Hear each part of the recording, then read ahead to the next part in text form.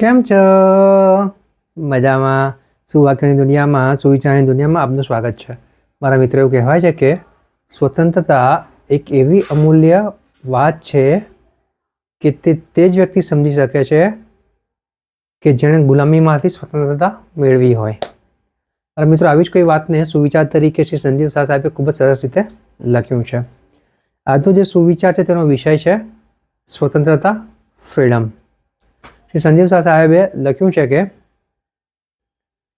વ્યક્તિની સ્વતંત્રતા તે ખરેખર એક મહાન વસ્તુ છે અને આખા રાષ્ટ્રની સ્વતંત્રતાની શરૂઆત એક વ્યક્તિની સ્વતંત્રતાથી થાય છે.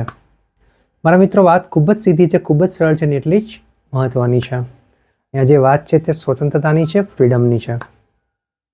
આપણે જાણીએ છીએ કે આપણા દેશને સ્વતંત્ર બનાવવા માટે, આઝાદ કરવા માટે આપણા વડીલોએ પોતાના લોહી પાણી એક કર્યા હતા.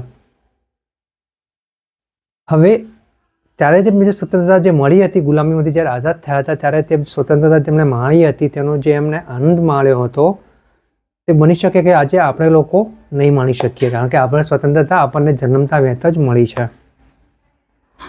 એટલે જે વાત એ છે કે સ્વતંત્રતાનો ખરો અર્થ, સ્વતંત્રતાને ખરી મહેસૂસ એ જ વ્યક્તિ કરી શકે છે કે જેણે ગુલામીમાંથી બહાર આવ્યું હોય. એટલે મારા મિત્રો, આપણે ખુશનસીબ છીએ કે આપણે એવા દેશમાં જન્મ્યા છીએ, આપણામાંના મોટાભાગના લોકો કે જ્યાં સ્વતંત્રતા પહેલેથી હતી જ.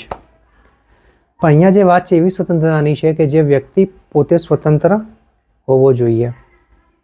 કહેવા માટે તો વ્યક્તિ આજે ભારત દેશનો દરેક વ્યક્તિ સ્વતંત્ર છે, પરંતુ વ્યક્તિની આદતો, ટેવો એવી અમુક બની ગઈ છે કે વ્યક્તિ તેવી ટેવોનો ગુલામ બનીને રહી જાય છે.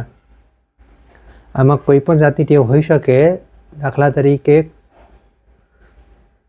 આડું ખાવાની ટેવો, મોડા સુધી જાગવાની ટેવો, ડિજિટલ વસ્તુઓનો વધારે પડતો અતિરેક ઉપયોગ, પાન મસાલા, ગુટખા, દારૂ વગેરે નિયમિત રીતે ખાવા પીવાની આદતો, આ બધી એવી આદતો છે, જૂઠું બોલવાની આદતો, આ બધી એવી આદતો છે કે જે વ્યક્તિને સ્વતંત્ર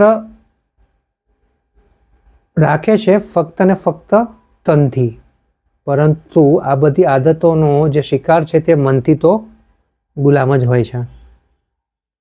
એટલે અહીંયા જે વાત છે એવી જ છે કે જ્યાં સુધી દરેક વ્યક્તિ સ્વતંત્ર ના થાય, એક વ્યક્તિ પોતાની માનસિક સ્વતંત્રતા ના મેળવી લે, ત્યાં સુધી રાષ્ટ્ર સ્વતંત્ર થઈ શકતું નથી, દેશ સ્વતંત્ર થઈ શકતો નથી. ભલે આપણે સ્વતંત્રતા મળી છે, પરંતુ આપણામાંના મોટાભાગના લોકો પોતાની કુટેવોના એવા ગુલામ બની ગયા છે કે સ્વતંત્ર હોવા છતાં પણ સ્વતંત્રતાને અનુભવ કરી શકતા નથી. તો બસ મારા મિત્રો, આપણે સ્વતંત્રતાનો આ ગુણ આપણે અપનાવીએ, શીખીએ, મનમાં ઉતારીએ અને આપણે જે કંઈ કુટેવો છે તેમાંથી બહાર આવવાનો પ્રયાસ કરીએ અને સાચા અર્થમાં સ્વતંત્ર બનીએ. જો એક વ્યક્તિ પણ સ્વતંત્ર બનશે અને આવી રીતે એક પછી એક વ્યક્તિઓ સ્વતંત્ર બનતી જશે તો આપણો ભારત દેશ ખરેખર સાચા અર્થમાં સ્વતંત્ર થઈ જશે. Thank you.